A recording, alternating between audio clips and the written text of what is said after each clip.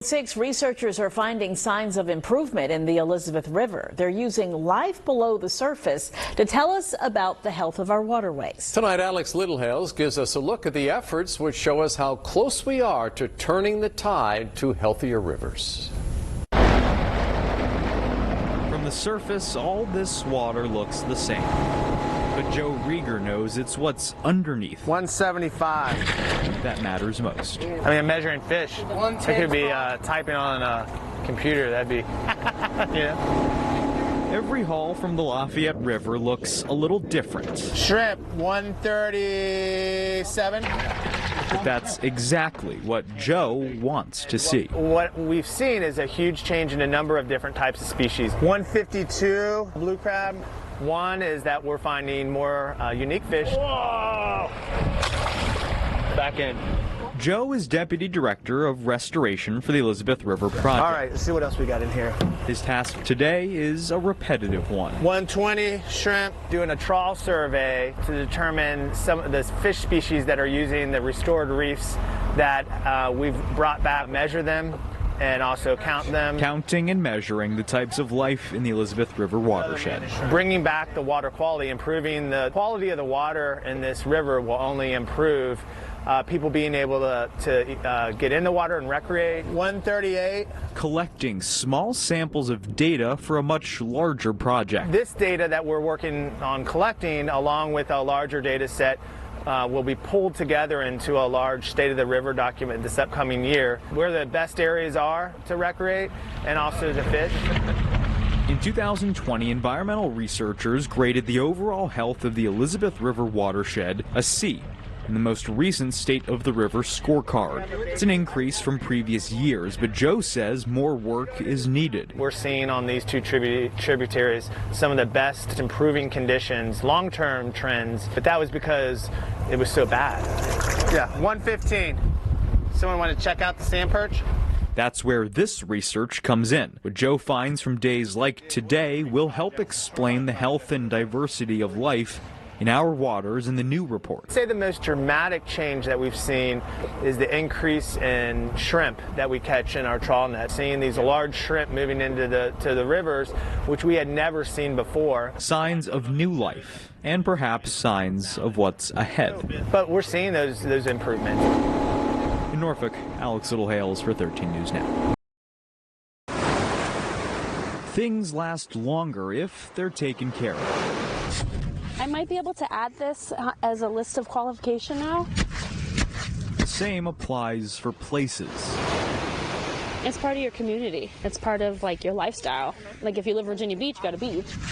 That's why Megan Keith is here, volunteering her morning to restore a piece of land unseen by the public. I think we've done 300 so far today. Naval Air Station Oceana controls this stretch of shoreline. But even the land used by the men and women who protect us needs protection itself. What we're doing is dune restoration work. Michael Wright sees something far different since her last visit to this spot. The last time we worked up here was probably around 2012, so this wasn't here. So it has built up over time and revegetated based on plants that we've put out here. We got a lot done. Volunteers with the help of the National Aquarium in Baltimore rebuilt this stretch of beachfront under Oceana control this October. The latest chapter in a decades-long effort to stabilize the natural barrier between military land and the ocean. There was no dune there in the mid-90s. You could walk out 10 feet and you were in the ocean. Right, Oceana's natural resources manager says these dunes are critical for two reasons. First, protecting Virginia Beach's local wildlife. If you don't have this habitat, the species are now becoming endangered species. And protecting military training grounds, which run the risk of washing away without volunteer efforts like these. We have sea to land training that goes on, and it goes out onto our dunes. If these dunes aren't here, then they don't have a place to train. In In the roughly 2 decades since the partnership's start, Wright says the dunes have only grown because of days like this. A sign places do last longer if they're taken care of. In Virginia Beach, Alex Littlehales for 13 News Now. You never know what you'll find when you head out on the Lafayette. But if you're like Joe Rieger, maybe you'll run into a little luck. All right, let's see what else we got in here. Well, off the busy streets of Norfolk, you're finding these creatures that, you see on television. Things that you would not associate this river with. This is a wild seahorse captured and released during a day of research with the Elizabeth River Project this fall. Dragons that live underwater, and people don't think that they live in this water. Joe is Deputy Director of Restoration for the ERP. More and more, they found these standout creatures in our waters.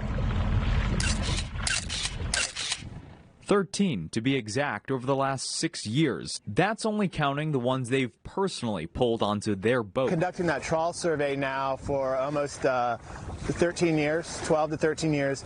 And we started picking up seahorses about 5 years ago. That was the first one that we've picked up in the fall. The sightings aren't exactly random either. Increased densities of oysters, and that's helping to clear the water.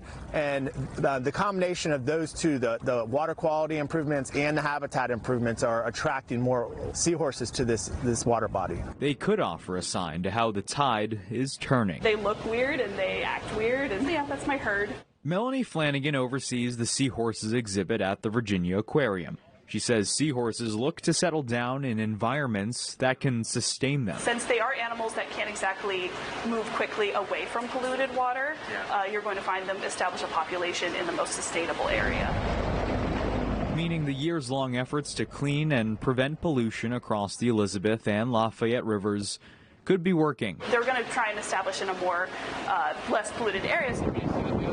So they're here, hidden in plain sight. But it'll still take a little luck to see one yourself. You have this mystical creature as a seahorse that lives in your backyard. In Norfolk, Alex Littlehales for 13 News Now.